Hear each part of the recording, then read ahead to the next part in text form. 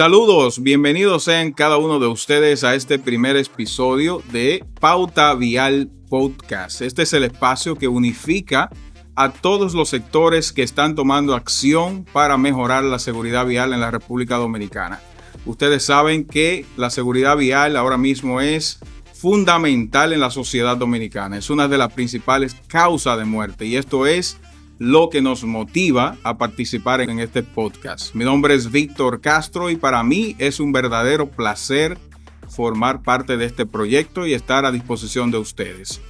Pero no estoy solo. En el día de hoy me acompaña mi compañera, la que va a estar conmigo en este proyecto que inicia hoy, pero que no se detiene y que viene con fuerza. Se encuentra conmigo hoy Anás Rodríguez, quien es una formadora del sector, está involucrada con el sector transporte y el sector educación vial, y para ella también vamos a darle la bienvenida. Anás. Hola Víctor, ¿cómo estás? Muy bien, encantado de iniciar en el día de hoy este proyecto. Para mí es un placer compartir este espacio contigo y con todos nuestros oyentes. Aquí hablaremos de materia de educación vial para el beneficio de todos los ciudadanos de nuestra amada República Dominicana. ¿Y qué te motiva a formar parte de este proyecto que busca llevar educación vial a todos los sectores en la República Dominicana? Bueno, mi motivación principal es sumar un granito de arena para cambiar la realidad vial de nuestra República Dominicana. Ver si podemos transformar las conductas de los conductores en la vía, de todos los actores que participan en lo que es el tránsito de nuestro país. Sí, porque cuando hablamos de actores de la vía, es bueno que la gente sepa que las vías no son solo para los conductores, también son parte de las vías los peatones, los ciclistas, las personas que se mueven en sillas de ruedas. Todo el que hace uso de la vía es un actor de la vía y también merece transitar con seguridad. La intención nuestra es esa, llevar orientación, educación, no solo a los conductores, también a los peatones que tienen que hacer uso correcto de las vías. Así que Anás, bienvenidas y espero que disfrute esta hora de conversación. Vamos a tener invitados especiales. En el día de hoy tenemos un invitado que es un experto en el área de educación vial y va a estar dedicando unos minutos con nosotros. Es una joya que tenemos en el día de hoy, el profesor Carlos Reynoso, que tiene toda una vida dedicado a formar conductores, a formar formadores a través de la Escuela Nacional de Educación Vial del Intran y en otras instituciones también que ha formado parte. Él va a estar hablando con nosotros en el día de hoy.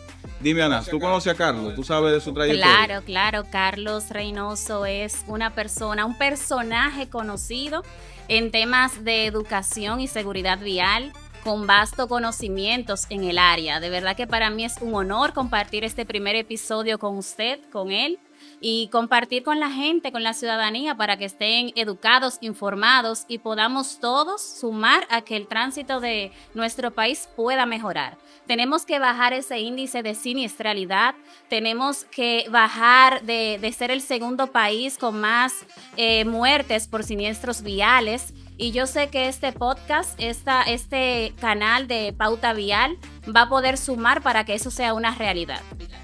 Es importante también decir que Pauta Vial no solo es el podcast, también es el periódico pautavial.com y en las redes sociales también estamos compartiendo contenido de orientación a la ciudadanía.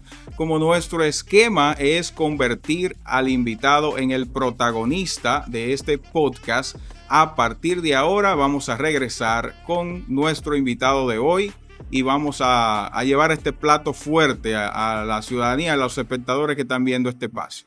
Así que muchísimas gracias por estar ahí y ahora vamos a recibir a nuestro invitado.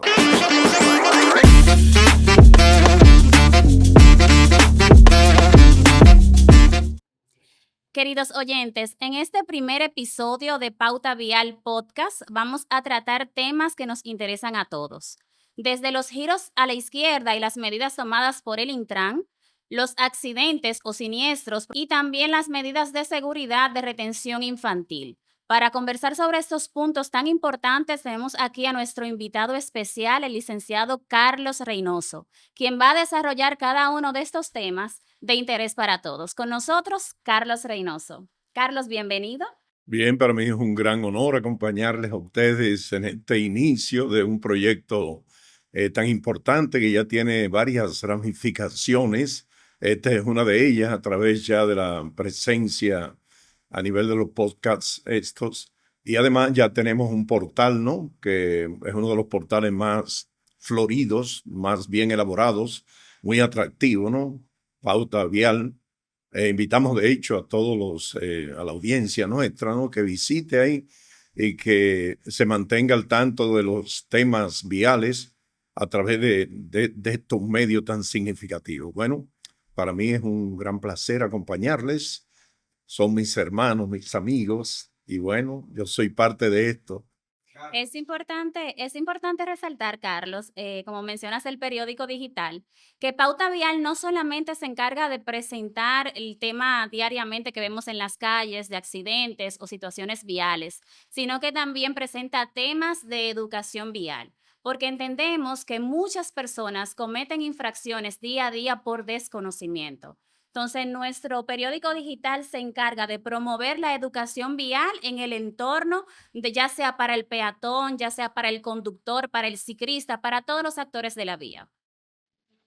Muy buena iniciativa que hace falta en nuestro país. Lamentablemente, requerimos, los que estamos involucrados en esta temática de trabajar a favor de la educación y la formación vial, requerimos el apoyo de gente, de instituciones que no la tenemos realmente. Y uno de los, digamos, de las falencias que tenemos que enfrentar es precisamente la falta de sentido de compromiso de entidades y personas. Hay un tema con esto que cuando logremos involucrar a una mayor cantidad de personas, estaremos en mejor condiciones de enfrentar esta problemática tan grave.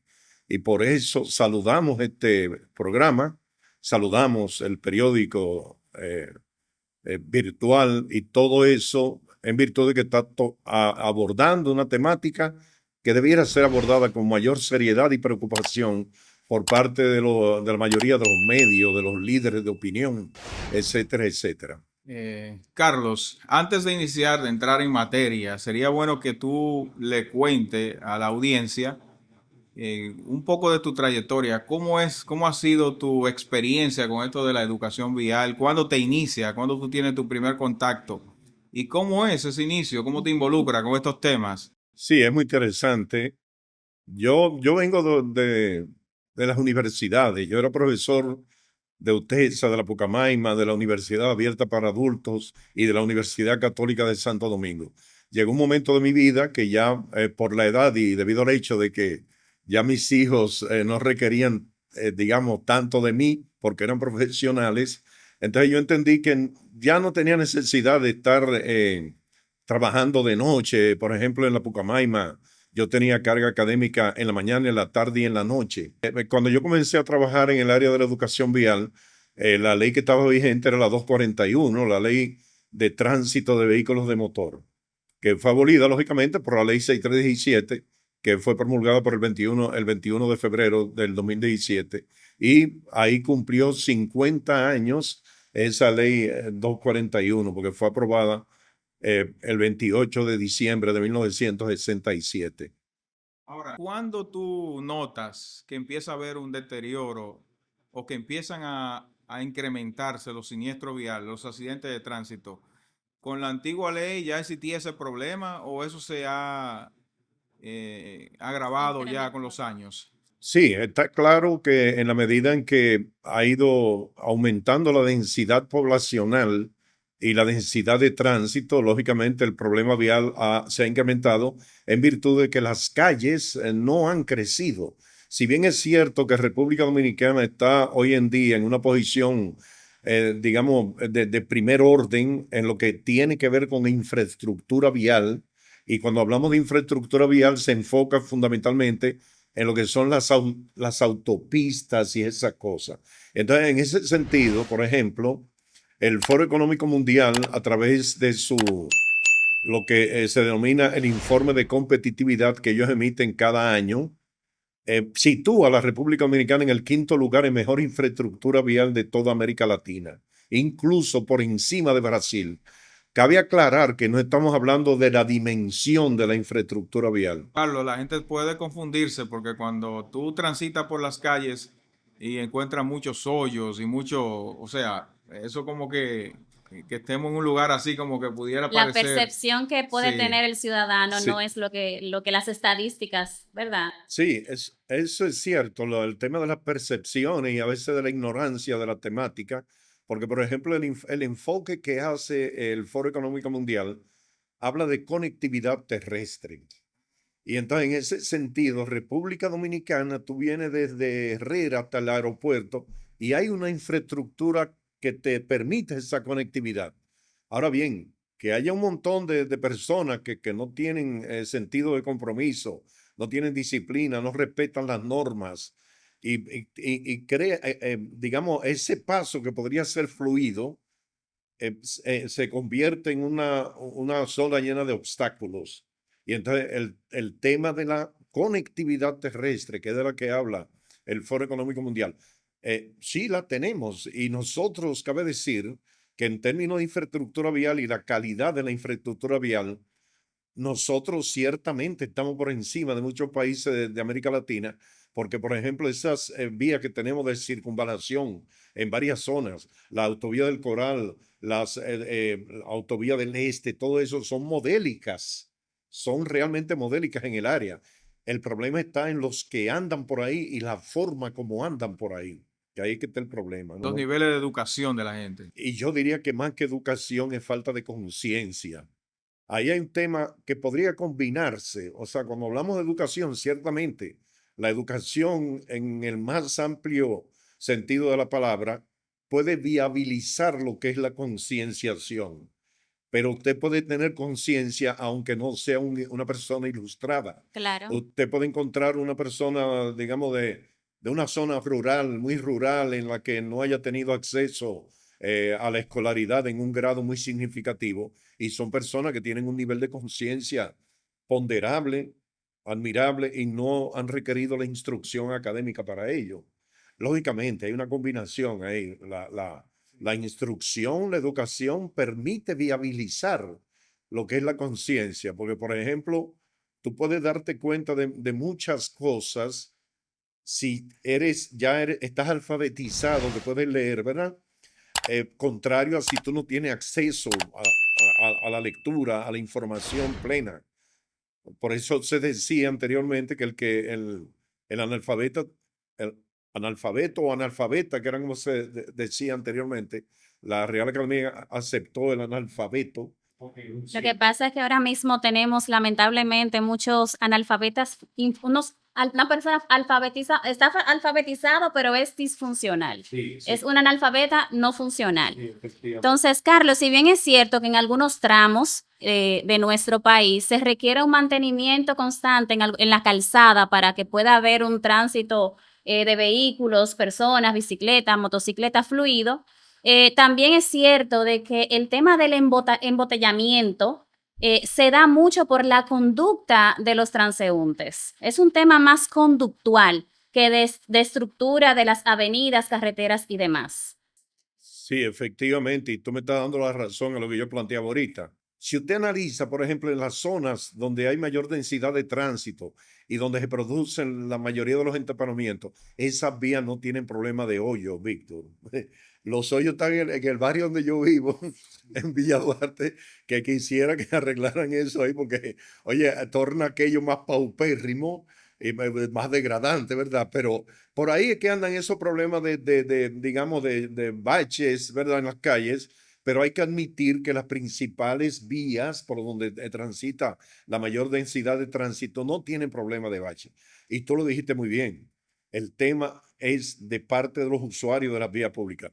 Miren, yo puedo contarle una breve anécdota.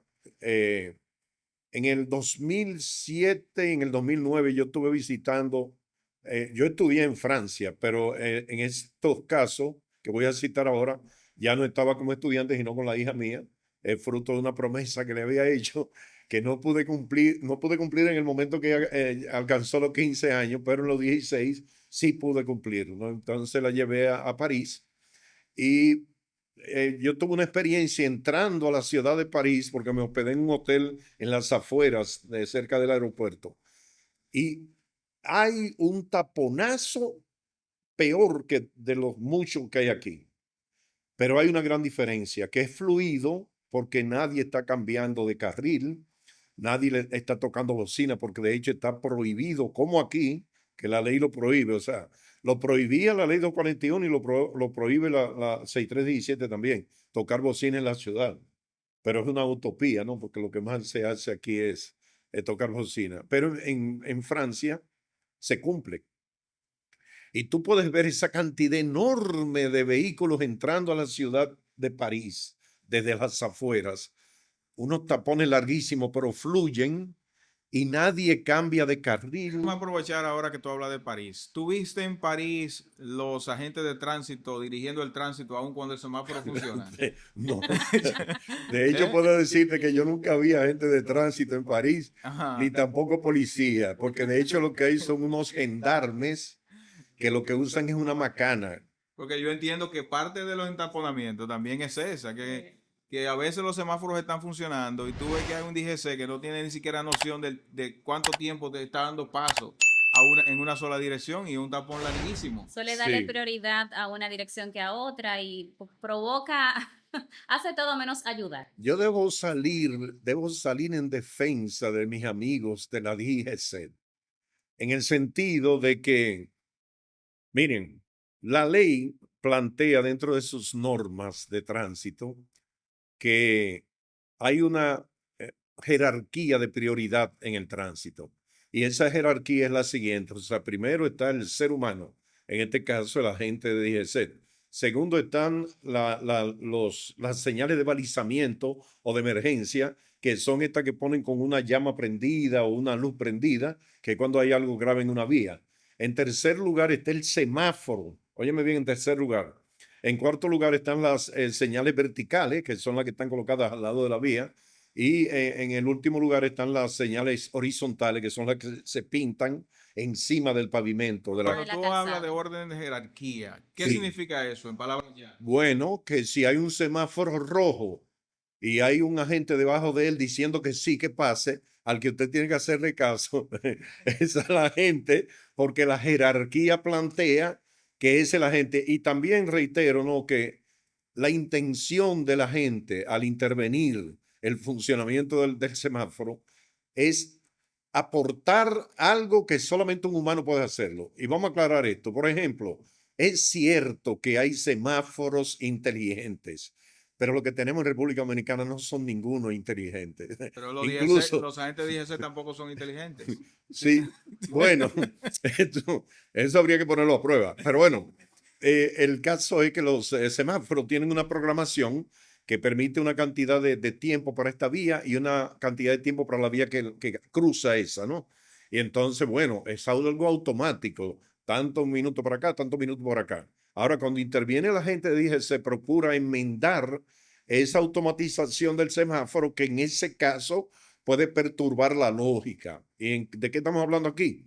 De que la gente puede ver que aquí haya más densidad en esta vía y por eso prioriza en esa. En esos casos se justifica, pero no siempre es así. La mayoría de veces no es así. Pero una pregunta, Carlos. Discúlpame, Víctor. Sí.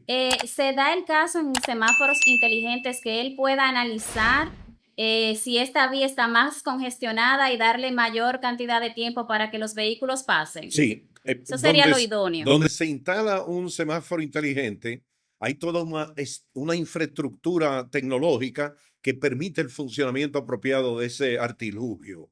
Por ejemplo, tienen que haber una serie de sensores que le indiquen al semáforo la cantidad de vehículos que pasan por ahí. Okay. También el semáforo debe estar dotado de rayos láser que a una buena distancia también pueden tener un reconocimiento de la densidad de tránsito. Incluso llegan más lejos que pueden distinguir el tipo de vehículo que viene ahí. Por ejemplo, si viene un vehículo de emergencia, también el semáforo estaría en condiciones de ceder.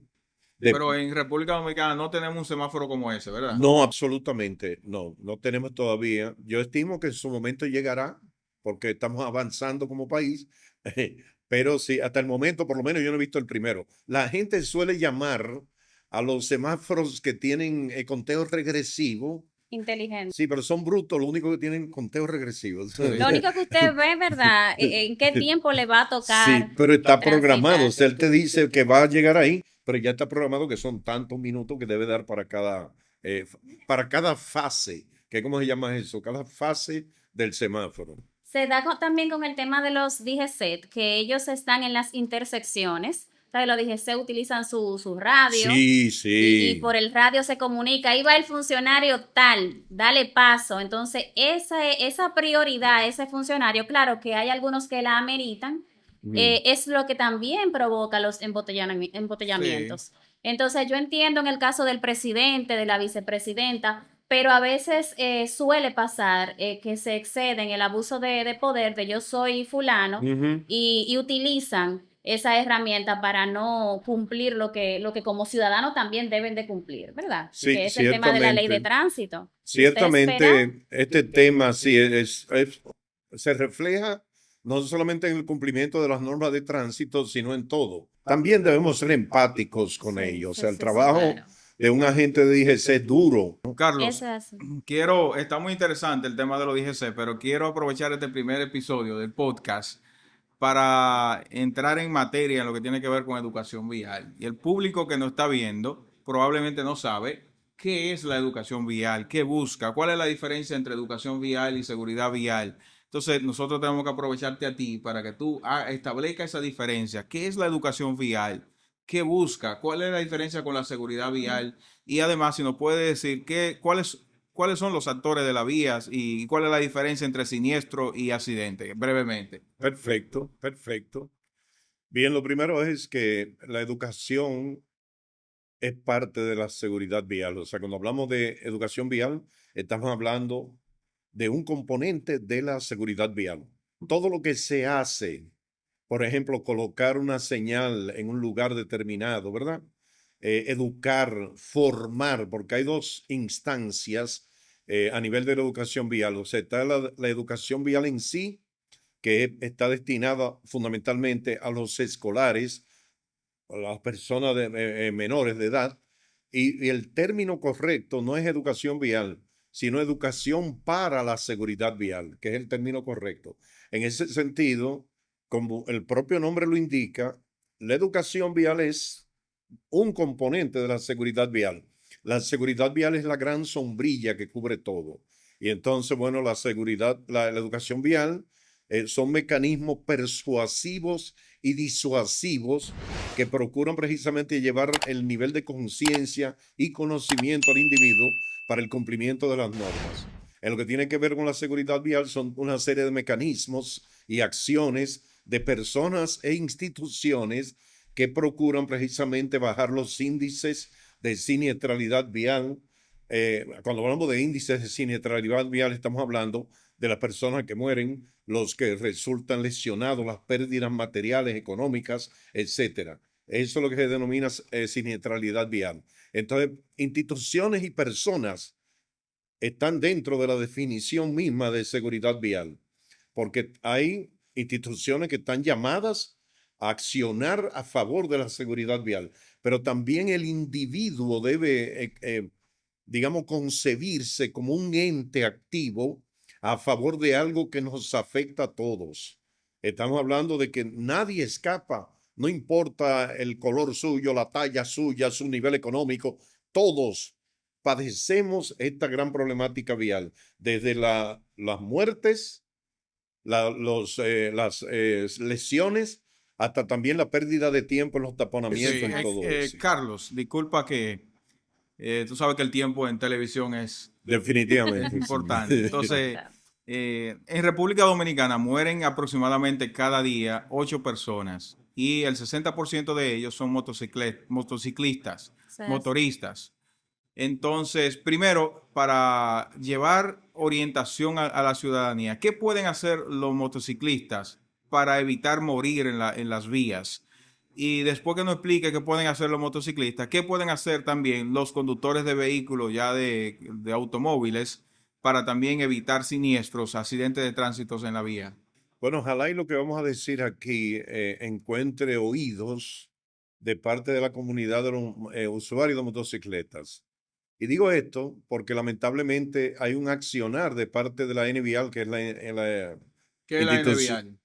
La NVIAL es la Escuela Nacional de Educación Vial y desde su fundación ha sido de gran importancia porque precisamente, al igual que los pastores evangélicos que están en campaña porque hay almas que salvar, nosotros también estamos permanentemente en campaña porque tenemos muchas vidas por salvar. Los motoristas o los usuarios de motocicleta conocen las causas que han determinado que ellos sean los que aporten la mayor cantidad de muertes en tránsito. Estamos hablando del 70% de los que mueren en tránsito son usuarios de motocicleta. Cada año en República Dominicana mueren más de 3.000 personas y resultan lesionadas más de 100.000.